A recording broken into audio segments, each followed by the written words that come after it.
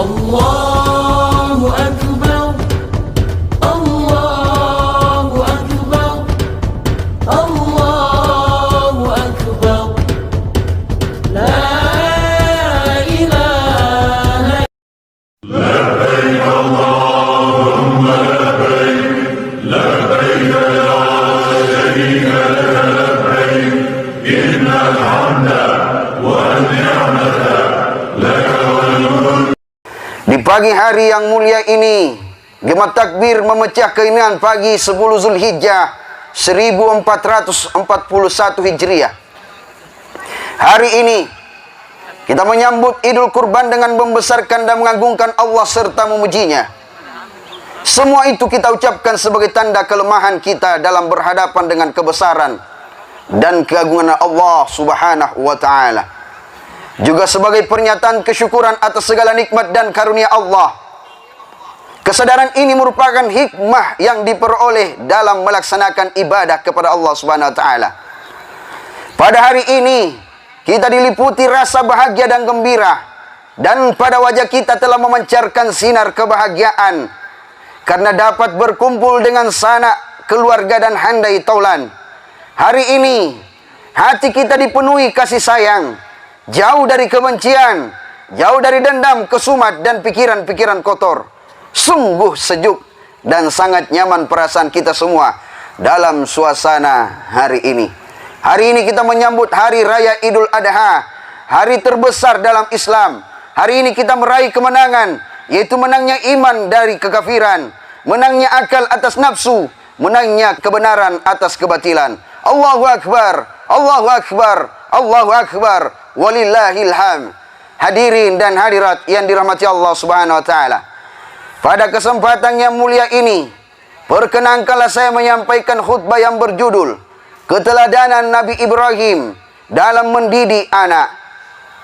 Di dalam kisah Nabi Ibrahim alaihissalam dan Ismail alaihissalam, sepanjang sejarah, Nabi Ibrahim telah berkali-kali menjalani ujian keteguhan iman dari Allah Subhanahu wa ta'ala, di mana ketika ia harus dihadapkan dengan ayahnya sendiri yang tidak sama dengan akidah yang dia milikinya pada saat itu. Yang kedua, di mana dia diuji dan diuji.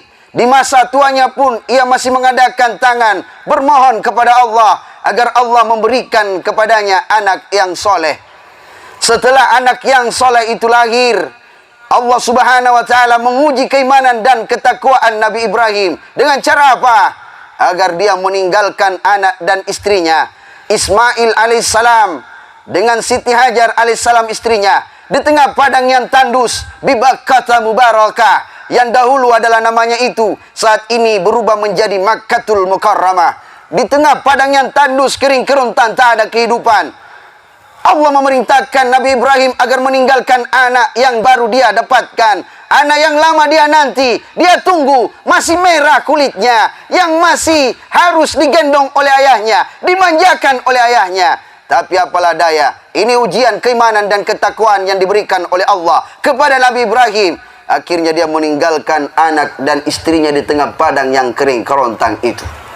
Dari situlah ketika Siti Hajar, seorang istri yang begitu sabar, dengan ketakwaannya pula kepada Allah, akhirnya dia merelakan suaminya untuk berangkat menuju kepada jalan Allah, menuju kepada tempat yang telah ditujunya, yang telah diperintahkan oleh Allah Subhanahu wa ta'ala. Tahukah ketika Nabi Ibrahim berkata, "Ya Allah, apa yang hendak aku akan lakukan kepada anak istriku yang aku telah tinggalkan di tengah padang yang tandus?" Dalam kitab Sirrul Asrar dijelaskan seperti demikian. Maka Allah pun menyampaikan, "Wahai Ibrahim, pukulkan tongkatmu di tengah batu itu." Maka ketika batu yang besar dipukulkan itu, terbelahlah batu itu. Nampaklah seekor ulat yang lahir, yang keluar dari batu. Yang keluar dari batu, batu yang tak ada makanan di dalamnya, batu yang mungkin dalam logika kita takkan pernah ada satu ulat pun yang akan hidup di tengah batu. Tapi itulah Allah yang mengatur rezeki. Hal yang sulit pun, hal yang tak bisa pun, hal yang mustahil pun, Allah akan jamin segala apa yang ada di muka bumi ini baik kepada makhluknya itu sendiri. Allahu Akbar, Allahu Akbar, Allahu Akbar, walillahil hamd. Maka ditinggallah anak istrinya di tengah padang yang tandus, yang kering kerontang. Dari situlah terjadi antara Safa dan Marwah, yang mana sa'i berlari kecil antara Safa dan Marwah. Ketika Ismail kecil pun menangis, Siti Hajar alaihissalam terketuk hatinya, tak sanggup melihat bayinya, anak mungilnya, anak kecilnya, anak kesayangan yang lama dinanti-nanti, yang lama diminta-minta. Maka berlarilah dia dari Safa ke Marwah, Marwah ke Safa, Safa ke Marwah. Akhirnya hal tersebut tadi yang dilaksanakan ketika kita berumrah dan berhaji. Tiba saatnya, falamma balaga ma'u sa'ya qala ya bunayya. Tiba saatnya ketika Ismail pun telah dewasa, sanggup untuk membantu orang tuanya. Maka datanglah Ibrahim dari tempat tugasnya. Lalu dia berkata kepada anaknya, bayangkan bagaimana sakitnya hati orang tua, ayah yang telah lama meninggalkan kita. Tiba-tiba dia datang dengan kalimat, ya bunayya, inni ara fil manam anni azbauka fanzur maza tara. Lalu dia berkata kepada anaknya, wahai anakku, aku melihat dalam mimpiku menyembelihmu. Bagaimana keputusanmu, wahai anak? Mungkin kita seorang anak tak rela, tak ikhlas. Ayah ini baru datang, tak pernah memperhatikan saya, tak pernah memperhatikan ibu saya. Tapi anak ini anak soleh yang dipersiapkan Allah subhanahu wa ta'ala, lahir dari rahim yang suci. Begitupun Siti Hajar alaihissalam yang rela dan pasrah ikhlas. Apa kata daripada sang anak? Qala ya abati fa'al ma tu'mar satajaduni insyaallah minas sabirin. Wahai bapakku, jika itu perintah Allah, maka laksanakan. Insyaallah engkau akan menemukanku bersama orang-orang yang sabar. Berangkat ke bukit yang mana ditempatkan disitulah dari segala kurban yang ada. Di tempat kita berhaji pada hari ini, saudara kita yang mungkin tidak sempat berhaji dari tanah negara Republik Indonesia kita ini, tidak ada masalah. Yang jelasnya kita akan merasakan haji itu dalam kesempurnaan ketika kita ikhlas dalam berkurban. InsyaAllah. Allahu Akbar, Allahu Akbar, Allahu Akbar, walillahil hamd. Akhirnya yang mengumpulkan beberapa biji batu, 7 biji batu yang kumpulkan, dia lemparkan kiri dan kanan untuk mengusir daripadanya. Ini dijelaskan dalam tafsir Jalalain yang dikarang oleh 2 ulama yang bernama Jalaluddin As-Suyuti dengan Jalaluddin Al-Mahalli. Dalam ritual itu pula lah sehingga muncullah lempar jumrah, di mana kita melempar jumlah, wula, wusta, akabah.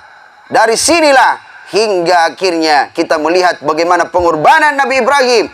Begitu cinta kepada anaknya, lama dinanti, lama diminta kepada Allah. Akhirnya lahir, dia tinggalkan lagi. Begitu dia datang, dia meminta agar menyembelih anaknya sendiri, orang yang paling dia cintai dalam hidupnya. Inilah suatu pelajaran yang ditinggalkan oleh Nabi Ibrahim kepada kita. Apapun yang kita cintai di muka bumi ini, apapun yang kita sayangi di muka bumi ini, jikalau kurban kita hari ini jauh lebih besar dari apa yang kita sayangi, maka insyaallah haji yang mabrur akan kita temukan. Meskipun tak sempat lagi kita akan menginjakkan kaki di tanah suci yang dirahmati Allah subhanahu wa ta'ala. Allahu Akbar, Allahu Akbar, Allahu Akbar, walillahil hamd. Inilah sepatah kisah yang mana telah mengajarkan kita bahwa pengorbananlah kepada Allah yang paling penting agar mengukur ketakwaan dan keimanan kita di dalam hati yang sebesar-besarnya. Fasholli li rabbika wanhar, maka salatlah, dirikanlah salat dan kerjakanlah yang namanya kurban. Berkurbanlah. Semoga kurban yang kita lakukan tahun ini Allah menjauhkan dari malapetaka, wabah, bahaya, mengangkat penyakit-penyakit kita, memanjangkan umur kita, memudahkan rezeki kita, dan Allah menjadikan anak-anak yang soleh dan soleha lahir dari rahim kita. Amin, amin, amin ya rabbal alamin. Dari sinilah sosok Ismail yang begitu sabar dan tabah. Ia tahu ini perintah dari Allah, ia tahu ini perintah dari orang tuanya. Bukankah Allah menyampaikan dalam Al-Quran, wa qada rabbuka an la ta'budu illa iyyahu wa bil walidaini ihsana, yang mana Allah melarang kita menyekutukan selain daripada Allah dan berbakti kepada kedua orang tua kita. Allah menempatkan orang tua kita di tempat yang kedua setelah Allah. Itu menandakan seberapa buruk orang tuamu, dia tetap orang tuamu. Seberapa buruk dia, seberapa salah fahamnya dia dalam kehidupan ini, dia adalah orang yang telah melahirkan dan membesarkan kita. Ayah, orang yang paling hebat, semangat berjuangnya yang sangat luar biasa. Tak pernahkah kau lihat ayahmu di bawah terik panas matahari, terbakar kulitnya di tengah padang yang kering kerontang? Pernahkah kalian melihat keringatnya yang bercampur darah? Terkadang ia hujan kehujanan terbungkus dalam keringinan. Ia malu pulang dalam keadaan kosong, tak membawa bekal untuk anak-anaknya. Itu bapamu. Ibu, orang yang paling hebat di saat kalian hianati, yang paling kuat di saat kalian bohongi, orang yang senantiasa kalian caci maki, kalian bentak, kalian hina di hadapan teman-temanmu. Karena orang tuamu kuno, kolot, tak tahu baca huruf. Bukankah dia berjuang untuk kita semua? Bukankah dia telah memperjuangkan segalanya untuk anak-anaknya? Demi Allah, orang yang rela sengsara demi kebahagiaan anak-anaknya adalah dia. Orang yang paling kuat kalian marahi itu ibumu. Kau bentak dia, kau caci maki dia, kau keraskan suara di hadapannya, engkau banting pintu di hadapan ibumu, kau balikkan meja, kau lemparkan dia kursi, kau lemparkan kaca di hadapannya. Orang yang paling kuat menahan air matanya itu adalah ibu. Demi Allah, kenapa ibumu tak mau menangis di hadapan anak-anaknya? Karena dia tidak mau anak-anaknya durhaka diakibatkan air mata ibunya. Tapi pantaskah seorang anak yang berteriak kasar, berkata kasar, berteriak kencang di hadapan orang tuanya saat ini? Ayah ibu yang lama mungkin kita tinggalkan dari sisi kita. Kita jauh darinya. Padahal di saat kita kecil dulu, di saat kita sakit, di saat kita terbaring lemah, tak berdaya, orang yang paling banyak memanjakan anak-anaknya itu adalah dia. Dari pagi sampai pagi dia tinggalkan pekerjaannya di luar sana. Dia temani anak-anaknya, dia manjakan anak-anaknya. Dia tidak tahu lagi bagaimana harus caranya untuk berkurban demi anak-anaknya. Malam gelap gulita kalian menangis karena sakit, dia akan keluar malam, menerobos tengah malam, gelapnya malam yang menakutkan. Dia tidak takut dengan malam, meskipun hujan keras yang turun hari itu. Demi Allah, dia tidak takut dengan hujan, meskipun dia datang kembali ke rumah dengan dalam keadaan basah kuyup. Yang dia takuti anaknya menangis karena kesakitan. Tapi di saat mereka lah yang sakit, pernahkah diri ini berkorban untuk mereka? Inilah pertanyaan besar yang terus akan menggambarkan di hati kita. Pernahkah banyak waktu di sampingnya untuk mendengarkan segala keluh kesah dan curhatnya? Pernahkah kita berlama-lama di sampingnya menemani ayah ibu kita yang sedang sakit? Terkadang dia menangis bukan karena sakit yang dia derita. Ayah ibu kita menangis karena dia rindu. Andaikan kita faham, setiap hari dia duduk di depan rumah, dia menunggu anak-anaknya pulang. Setiap hari ketika dia mendengarkan gema takbir yang mewarnai langit-langit bumi ini, Allahu Akbar, Allahu Akbar, Allahu Akbar, walillahil hamd. Setiap hari hatinya rindu. Mana anak-anakku yang setiap hari ketika hari itu datang, ia berlari dari masjid menuju rumah mencium tangan ayah dan ibunya. Kini tak ada lagi ayah, kini tak ada lagi ibu yang senantiasa kita hianati. Tak ada lagi ayah yang senantiasa kita lawan perintahnya. Orang yang paling kuat, dia siap hidup dan mati hanya untuk mempertahankan anak-anaknya. Meskipun anak-anaknya pun salah. Tapi apa yang kita persembahkan bagi mereka? Kita terlalu lama berjauh-jauhan dengan dirinya, tak pernah memberikan kabar. Tahu kenapa di saat dia sakit tak pernah menelpon kepada anak-anaknya? Karena dia tidak mau merepotkan anak-anaknya yang di luar sana. Dia tidak mau merepotkan anak-anaknya yang sudah punya pekerjaan. Dia tidak mau merepotkan anak-anaknya yang sudah berkeluarga, yang sudah punya anak, yang sudah punya istri, yang sudah punya suami. Dia lebih siap untuk tidak berbahagia di atas kebahagiaan anak-anak mereka. Ketika kita pulang balik ke rumah, di saat kita masuk ke dalam rumahnya, ia pun berkata, "Nak, makanlah sejenak." Di saat itu dia siapkan makanan hanya untuk dirinya, karena hanya itulah yang cukup pada saat itu. Tapi dia mempersembahkan kepada anak-anaknya, "Makanlah, Nak. Ayah sudah kenyang. Ibu sudah kenyang, padahal dia dalam keadaan lapar, tak bisa lagi makan. Karena kitalah yang datang untuk memakan makanan yang telah dia siapkan. Dia siap menderita demi kebahagiaan anak-anaknya. Tapi apa yang kita bisa berikan kepada mereka? Nanti kita akan datang dalam keadaan menangis dan menyesal. Di saat kau peluk tubuh ayah ibumu yang terbaring kaku tak bernyawa. Di saat kau cium keningnya sudah tertutup kain kafan. Di saat itulah kita banyak berbicara. Ibu, ayah, maafkan anakmu ini yang telah lama jauh darimu. Maafkan anakmu ini yang tidak sempat lagi mendengarkan segala keluh kesahmu. Di mana di saat mereka masih ada. Apalagi saat ini kita melihat begitu banyak kalimat-kalimat kasar yang keluar dari anak-anak kita sendiri. Padahal Allah melarang kita jangankan berkata kasar. Wala taqul lahuma uffin wala tanharhuma. Janganlah kalian berkata-kata Janganlah kalian berkata-kata yang tidak baik yang bisa menyakiti hati mereka berdua.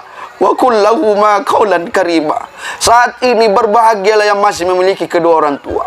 Pandang mata mereka. Tahu kenapa ayah ibu kita menangis di saat melihat mata anak-anaknya? Karena dia rindu dan rindu. Cuma kita terlalu bodoh untuk memahami perasaan ayah ibu kita. Coba lihat tangannya. Tangan itulah yang selalu memasakkan anaknya makanan kesukaannya setiap hari. Setiap pagi dia membuatkan kalian nasi goreng kesukaanmu. Setiap pagi dia membuatkan telur dadar, telur mata sapi untuk kalian. Dia antar kalian berangkat menuju sekolahmu. Setiap hari dia mengintip di jendela kecil sekolahmu, menanti sampai kalian pulang dan untuk diantar kembali ke rumah. Setiap saat dia bermohon kepada Allah, ya Allah jadikanlah anakku yang anak berbakti nantinya kepada kami ya Rabbi. Apalah daya, terkadang kita adalah manusia. Al-insanu mahallul hatai wan nisyan. Makhluk yang sering salah dan lupa. Lihat mata mereka, genggam tangan mereka. Tangan itulah yang kuat di saat memperjuangkan kalian semua. Saat ini tangan itu tak halus lagi. Tangan itu mulai keriput dan menua. Pandang matanya, saat ini tak bersinar lagi. Dia redup bagaikan dingin buta. Pandang rambutnya satu persatu telah memutih. Lihat postur tubuhnya yang kini sudah mulai lemah dan sakit-sakitan. Mereka tidak abadi di sampingmu. Pergunakan waktumu yang tersisa itu untuk kedua orang tuamu.